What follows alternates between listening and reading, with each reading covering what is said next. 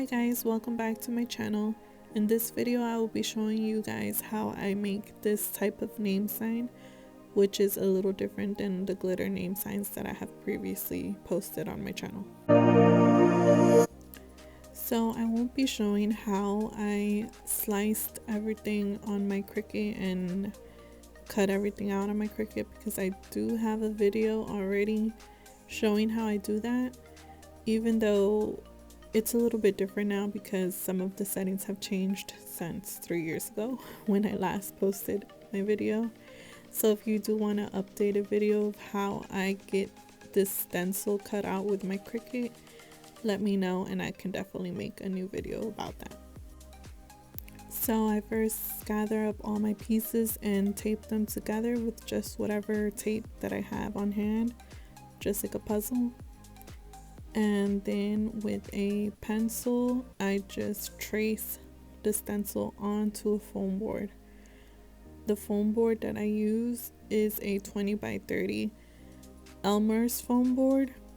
I think it's a different brand now though. They changed the brand, but it used to be an Elmer's foam board.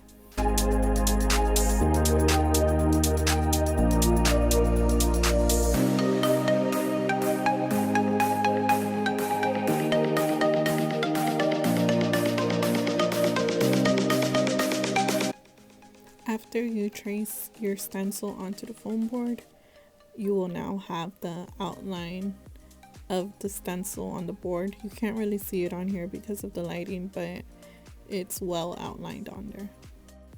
So next you want to take an X-Acto knife. The one that I use is the Fiskar brand. I think that's how you say it. I'll try to link it in the description.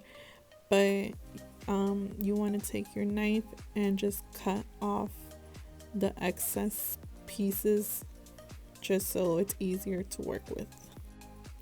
Okay, so now it's time to cut the actual outline of the sign. You want to make sure you're applying a lot of pressure, and you want to make sure that you have a fresh blade because that will really help give you clean cuts.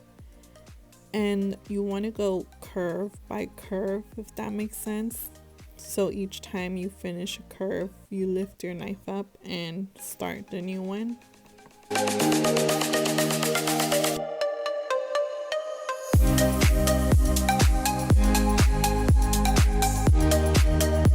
So once you're ready to remove the piece, you want to flip it over and just help any of the pieces that didn't get cut all the way through. It doesn't always happen, but sometimes it won't go all the way through on the front, so flip it over and just cut the remaining little piece to help it come off.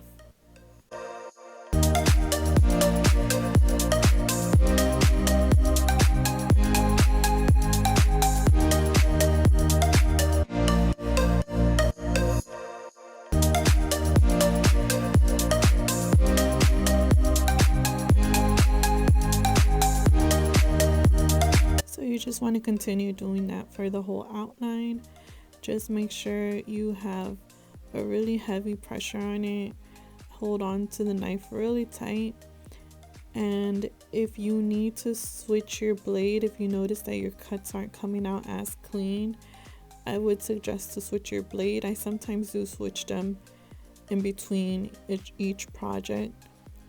Sometimes I'll use multiple blades on one sign. It's just a fresh blade is really the trick to getting smooth and clean cuts.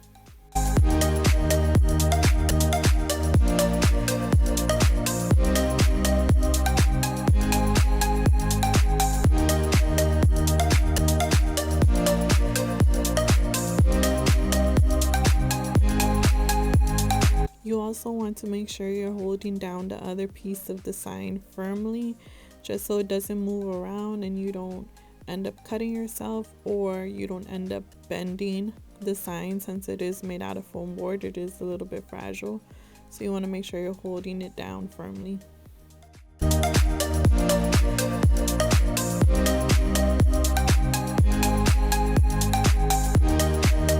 So next you're just going to go through and make sure that all of your edges are nice and clean to make sure there's nothing extra you need to cut off.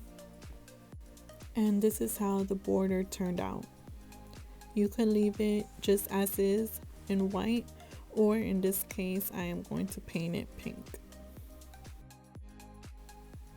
So next is the spray paint. You want to start off with one light coat.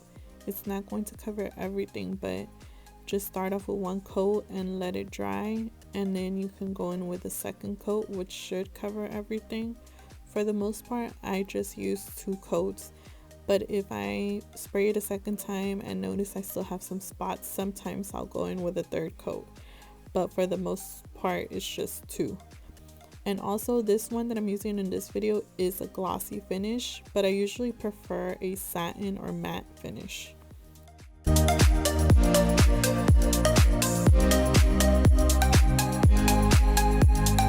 And after it's fully dry, the last step is to glue your letters down. I'm using a glitter cardstock that I cut out with my Cricut again. And first you just want to lay them down to make sure that you'll be placing them in the correct spots.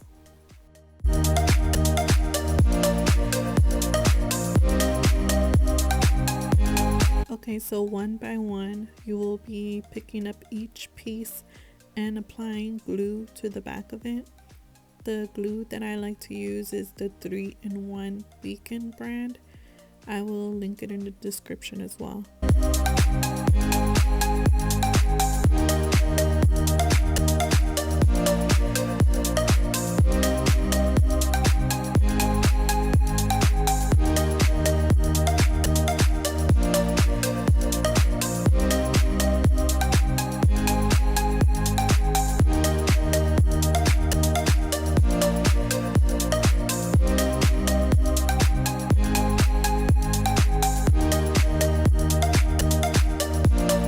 You also want to make sure that you're pressing down firmly after you apply the glue, just because you want to make sure it's really well adhered to the foam board. But yeah, that is basically it. I absolutely love the look of this border sign. It's perfect for a party backdrop or even for room decor. This one measures about 30 inches wide, which I feel like is a perfect size, but you can definitely make it bigger by using a bigger foam board. Another question that I got a lot was, how do I attach it to a backdrop? For a curtain backdrop, I would use bar pins, and for anything else like a boxwood backdrop, I would use floral wire.